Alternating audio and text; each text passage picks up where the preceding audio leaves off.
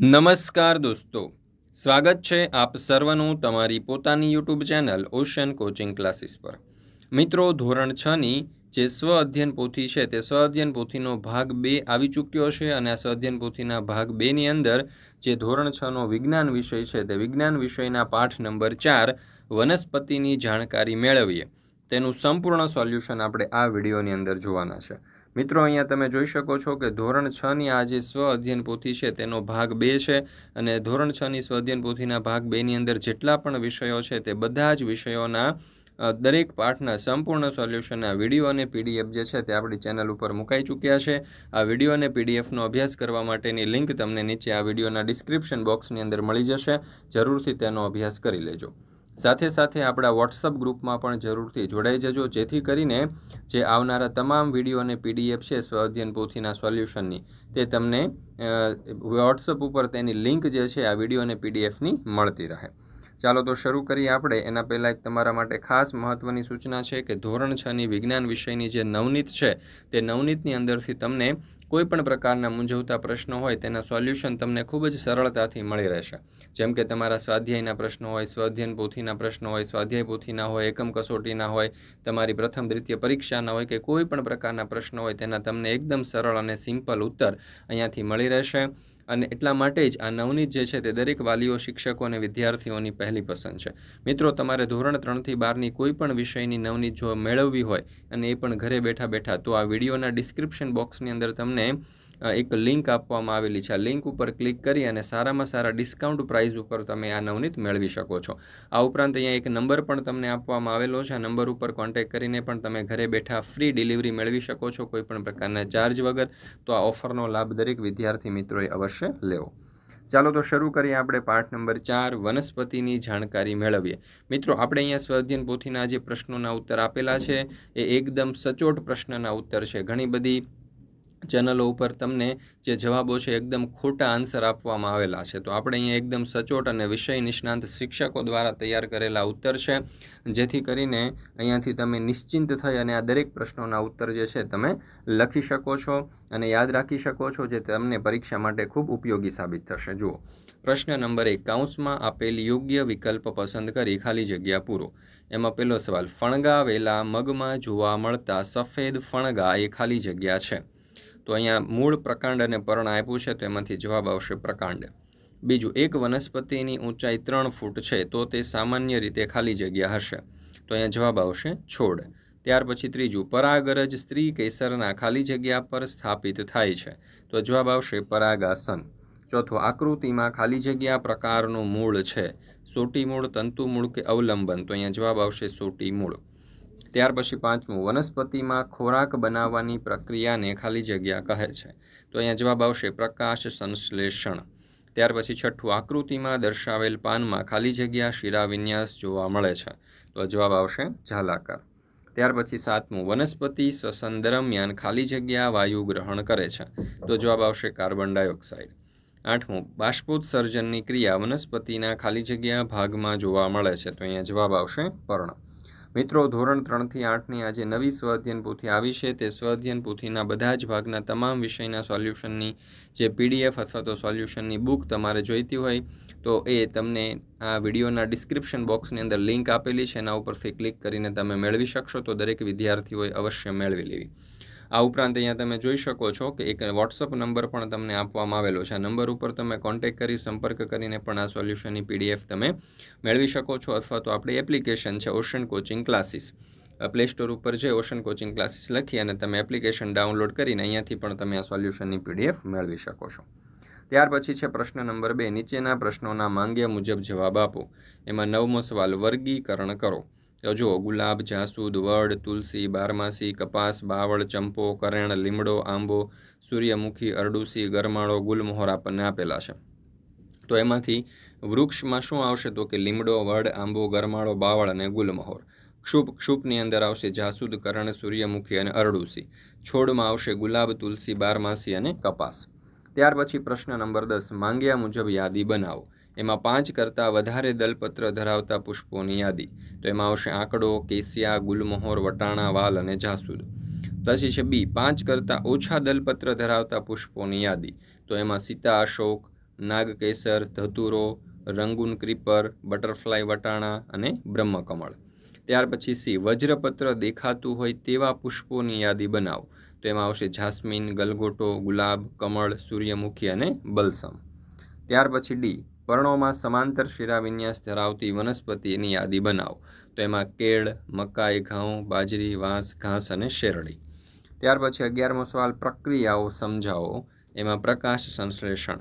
તો વનસ્પતિના લીલા પર્ણો સૂર્યપ્રકાશની હાજરીમાં વાતાવરણમાંના કાર્બન ડાયોક્સાઇડ વાયુનો અને મૂળે શોષેલા પાણીનો ઉપયોગ કરીને સ્ટાર્ચ સ્વરૂપે પોતાનો ખોરાક બનાવે છે. આ ક્રિયાને પ્રકાશ સંશ્લેષણ કહે છે. ત્યાર પછી બી, બાષ્પોત્સર્જન. તો વનસ્પતિ પર્ણમાં આવેલા પર્ણરંધ્ર દ્વારા વધારાનું પાણી બાષ્પ રૂપે વાતાવરણમાં બહાર કાઢે છે. આ ક્રિયાને બાષ્પોત્સર્જન કહે છે. ત્યાર પછી છે પ્રશ્ન નંબર 12, તફાવત આપો. અહીંયા તફાવત છે સોટીમય મૂળ અને તંતુમય મૂળ. તો સોટીમય મૂળ, તો તેમાં મુખ્ય મૂળ હોય છે અને તેને શાખા અને ઉપશાખા મૂળ હોય છે. તંતુ મૂળ, તો તેમાં મુખ્ય મૂળ હોતું નથી, તેને ઘણા તંતુઓ જેવા નાના મૂળ હોય છે. સોટી મૂળમાં જોઈએ તો તે જમીનમાં ખૂબ ઊંડે ઉતરે છે. તંતુ મૂળમાં જોઈએ તો તે જમીનમાં ખૂબ ઊંડા જતા નથી. સોટી મૂળમાં જોઈએ તો દ્વિદળી વનસ્પતિમાં આ પ્રકારના મૂળ હોય છે. તંતુમય મૂળમાં જોઈએ તો એકદળી વનસ્પતિમાં આ પ્રકારના મૂળ જોવા મળે છે. ત્યાર પછી છે જાલાકાર શિરાવિન્યાસ અને સમાંતર શિરાવિન્યાસ. તો જાલાકાર શિરાવિન્યાસમાં જોઈએ તો તેમાં પર્ણની શિરાઓ જાલાકાર ગોઠવાયેલી હોય છે. સમાંતર શિરાવિન્યાસ, તો તેમાં પર્ણની શિરાઓ સમાંતર ગોઠવાયેલી હોય છે. જાલાકાર શિરાવિન્યાસમાં જોઈએ તો પર્ણને ચીરતા તે આડું અવળું ચીરાય છે અને સમાંતર શિરાવિન્યાસમાં જોઈએ તો પર્ણને ચીરતા તે સીધું ચીરાય છે. જાલાકાર શિરાવિન્યાસ જોઈએ તો સામાન્ય રીતે દ્વિદળી વનસ્પતિને જાલાકાર શિરાવિન્યાસ હોય છે અને સામાન્ય રીતે એકદળી વનસ્પતિને સમાંતર શિરાવિન્યાસ હોય છે. ત્યાર પછી છે પ્રશ્ન નંબર 13, કારણો આપો. એમાં વનસ્પતિ સ્વાવલંબી છે. તો વનસ્પતિના પર્ણોમાં હરિત દ્રવ્યો હોય છે. તેઓ સૂર્યપ્રકાશ અને હરિત દ્રવ્યની હાજરીમાં હવામાંનો કાર્બન ડાયોક્સાઇડ અને મૂળે શોષેલા પાણીની મદદથી પર્ણો પોતાનો ખોરાક જાતે બનાવે છે. આમ વનસ્પતિ સ્વાવલંબી છે, પોતાનો ખોરાક જાતે બનાવે છે, એટલે આપણે એવું કહી શકીએ. ત્યાર પછી બી, આપણને વહેલી સવારે પાંદડા ઉપર ઝાકળ બિંદુ જોવા મળે છે. તો દિવસે સૂર્યની ગરમીને લીધે પાણીનું બાષ્પીભવન થઈ વરાળ વાતાવરણમાં જાય છે. વહેલી સવારે વાતાવરણમાં તાપમાનમાં ઘટાડો થાય છે, જેને લીધે વાતાવરણમાં રહેલો ભેજ ઠંડો પડીને પાણી સ્વરૂપમાં રૂપાંતર પામી પાંદડા ઉપર ઘટ્ટ થઈ ઝાકળ બિંદુનું રૂપ ધારણ કરે છે. આથી આપણને વહેલી સવારે પાંદડા ઉપર ઝાકળ બિંદુ જોવા મળે છે. ત્યાર પછી સી, આપણી આસપાસ જોવા મળતા ફૂલો રંગબેરંગી હોય છે. તો કેટલાક ફૂલો ચોક્કસ રંગોના પ્રકાશને શોષીને અને અન્ય રંગોને પ્રતિબિંબિત કરીને ઉર્જા બચાવવા માટે તેમના રંગોનો ઉપયોગ કરે છે. ઉદાહરણ તરીકે લાલ અને નારંગી ફૂલો જે છે તે ઠંડા વાતાવરણમાં ગરમી શોષવા માટે લાલ અને નારંગી પ્રકાશ શોષે છે. માટે તે ફૂલો જે છે તે અલગ પ્રકારના હોય છે. માટે દરેક ફૂલોના રંગ અલગ અલગ હોય છે. ત્યાર પછી ડી, રાત્રે વૃક્ષ નીચે ન સૂવું જોઈએ. કારણ કે વૃક્ષો દિવસે શ્વસનમાં કાર્બન ડાયોક્સાઇડ લે છે અને ઓક્સિજન મુક્ત કરે છે, જ્યારે રાત્રે શ્વસન દરમિયાન ઓક્સિજન લે છે અને કાર્બન ડાયોક્સાઇડ મુક્ત કરે છે. તેથી કહેવાય છે કે રાત્રે વૃક્ષ નીચે સૂઈએ તો ઓક્સિજન મળતો નથી, તેથી શ્વાસ લેવામાં તકલીફ પડે છે અને દમ ઘૂંટવો વગેરે જેવી મુશ્કેલીઓ પડી શકે છે. ત્યાર પછી પ્રશ્ન નંબર 14, જારાકાર શિલાવિન્યાસ ધરાવતા પર્ણોની પેન્સિલ વડે ટ્રેસ કરી છાપ પાડો. તો અહીંયા તમે જોઈ શકો છો કે જાલાકાર શિરાવિન્યાસ ધરાવતા 4 પર્ણો જે છે તેની પેન્સિલ વડે ટ્રેસ કરીને આ પ્રમાણે આપણે અહીંયા છાપ પાડી છે. ત્યાર પછી પ્રશ્ન નંબર 15, તમારી આસપાસ જોવા મળતા કોઈપણ 4 સોટી મૂળ ધરાવતી વનસ્પતિના પર્ણોની ભાત પેન્સિલની મદદથી દોરો. તો અહીંયા 4 પર્ણો જે છે જે સોટી મૂળ ધરાવતા હોય એવા વનસ્પતિઓના પર્ણની છાપ આપણે અહીંયા દોરી છે, તો કંઈક આ પ્રમાણે આપણે બનાવી શકીએ. ત્યાર પછી છે પ્રશ્ન નંબર 16, ધતુરાના પુષ્પની નામ નિર્દેશનવાળી આકૃતિ દોરો. તો અહીંયા તમે જોઈ શકો છો આ ધતુરાનું પુષ્પ છે. એમાં સૌથી ઉપર તમે જોશો તો દલપત્ર એટલે કે ફૂલમણી. ત્યાર પછી આ જે ભાગ છે પુંકેસર છે. ત્યાર પછી આ ભાગ છે એને પરાગાસન કહીશું. અહીંયા જે છે તે તમે જોઈ શકો છો પરાગવાહિની છે. અહીંયા તમે જોશો અંદર તો સ્ત્રીકેસર છે. આ ભાગ જે છે એ વજ્રપત્ર છે. ત્યાર પછી અહીંયા તમે જોશો તો આ બીજાશય છે, નીચે પુષ્પાસન છે અને એની નીચે પુષ્પદંડ આવશે. ત્યાર પછી પ્રશ્ન નંબર 17, નીચેની આકૃતિમાં નામ નિર્દેશન કરો. તો 1 નંબર ઉપર તમે જોશો તો પુષ્પદળ એટલે કે દળપત્ર છે. ત્યાર પછી 2 નંબરની આકૃતિ છે એ પુંકેસર છે. 3 નંબરમાં સ્ત્રીકેસર છે. 4 નંબરમાં તમે જોશો તો એ પુષ્પાસન છે. 5 નંબર પર અંડાશય છે અને 6 નંબર ઉપર વજ્રપત્ર છે. અહીંયા પણ આપણે નામ દર્શાવ્યા છે. ત્યાર પછી પ્રશ્ન નંબર 18, નીચેની આકૃતિમાં નામ નિર્દેશન કરો. તો 1 નંબર ઉપર પરાગાસન, 2 નંબર પર પરાગવાહિની, 3 નંબર પર બીજાશય અને 4 નંબર ઉપર અંડક. બાજુમાં પણ નામ દર્શાવેલા છે. ત્યાર પછી છે પ્રશ્ન નંબર 19, નીચેની આકૃતિમાં નામ નિર્દેશન કરો. તો સૌથી ઉપર તમે જોશો તો આ પરાગાસન છે અને નીચે આ તંતુ છે. ત્યાર પછી પ્રશ્ન નંબર 20, પાણી પ્રકાંડમાં ઉપર ચડે છે, પ્રવૃત્તિ કરી સમજાવો. તો એમાં જો હેતુ શું છે તો કે વનસ્પતિ પ્રકાંડ પાણીના દ્રવણનું વહન કરે છે તે દર્શાવો, એટલે કે ઉપર તરફ. સાધન સામગ્રીમાં જોઈશે કુમળો, છોડ, કાચનો પ્યાલો, બ્લેડ, પાણી અને લાલ શાહી. પદ્ધતિ કઈ રીતે તો કે કાચના પ્યાલામાં 1/3 એટલે કે ત્રીજા ભાગનું પાણી લો. પાણીમાં થોડાક ટીપા લાલ શાહી ઉમેરી પાણીને લાલ રંગનું બનાવો. છોડના પ્રકાંડને આધાર પાસેથી બ્લેડ વડે કાપી લાલ રંગના પાણી ભરેલા પ્યાલામાં મૂકો. બીજા દિવસે છોડના ભાગનું અવલોકન કરો. તો અવલોકન કરતાં જણાશે કે છોડનું પ્રકાંડ અને શાખાઓ લાલ રંગની બને છે. આવું કેમ થયું તો કે વનસ્પતિનું પ્રકાંડ પાણી અને ખનિજ ક્ષારોના દ્રાવણનું વહન નીચે મૂળથી ઉપર પર્ણ તરફ કરે છે. ચાલો ત્યાર પછી આપણે જોઈએ પ્રશ્ન નંબર 21, પર્ણમાં સ્ટાર્ચની હાજરી છે તેવું સાબિત કરતો પ્રયોગ વર્ણવો. તો હેતુ પર્ણમાં સ્ટાર્ચની હાજરી તપાસવી. સાધનો પર્ણ, બીકર, પાણી, સ્પિરિટ, ટેસ્ટ ટ્યુબ, બેન્સન બર્નર. પદાર્થોમાં જોઈશે આયોડિનનું દ્રાવણ અને આ પ્રમાણેની આકૃતિ જે છે તે દોરી શકાય. અહીંયા ટીપાઈ ઉપર તમે ત્રિપાઈ ઉપર જોઈ શકો છો કે નીચે બર્નર છે, ઉપર જાળી છે. અહીંયા તમે જોઈ શકો છો કે મોટું બીકર છે, એની અંદર એક નાનું બીકર છે, એની અંદર પર્ણ છે. ત્યાર પછી આ જે પાણી જે છે બીકર જે છે પર્ણ જે છે એને બહાર કાઢી અને પાણીની અંદર મૂકવામાં આવે છે. ત્યાર પછી આયોડિન જે છે એના ટીપા નાખવામાં આવે છે. તો સ્ટાર્ચની હાજરીના કારણે પર્ણ કાળા અથવા ભૂરા રંગનું થશે. પદ્ધતિ તો છોડનું પર્ણ તોડી તેને ટેસ્ટ ટ્યુબમાં મૂકો. પર્ણ ઢંકાઈ જાય ત્યાં સુધી સ્પિરિટ ઉમેરો. ટેસ્ટ ટ્યુબને પાણી ભરેલા બીકરમાં મૂકો.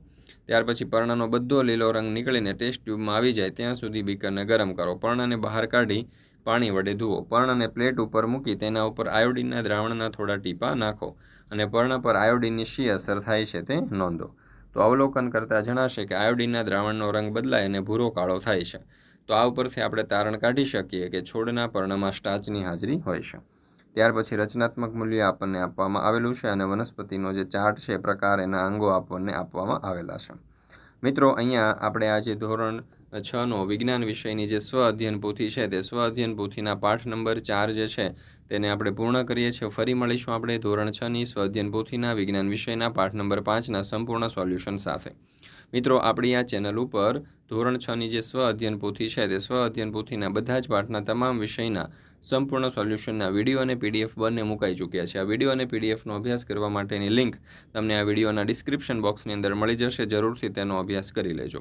સાથે સાથે આપણા વોટ્સઅપ ગ્રુપમાં પણ જરૂરથી જોડાઈ જજો, જેથી કરીને આવનારા તમામ વિડીયો અને પીડીએફની લિંક તમને વોટ્સઅપ પર પ્રાપ્ત થતી રહે સ્વ અધ્યયન પોથીના સોલ્યુશનની. વિડીયો પસંદ આવ્યો હોય આ સ્વ અધ્યયન પોથીના સોલ્યુશનનો તો તમારા દોસ્તો મિત્રો સુધી અવશ્ય શેર કરજો.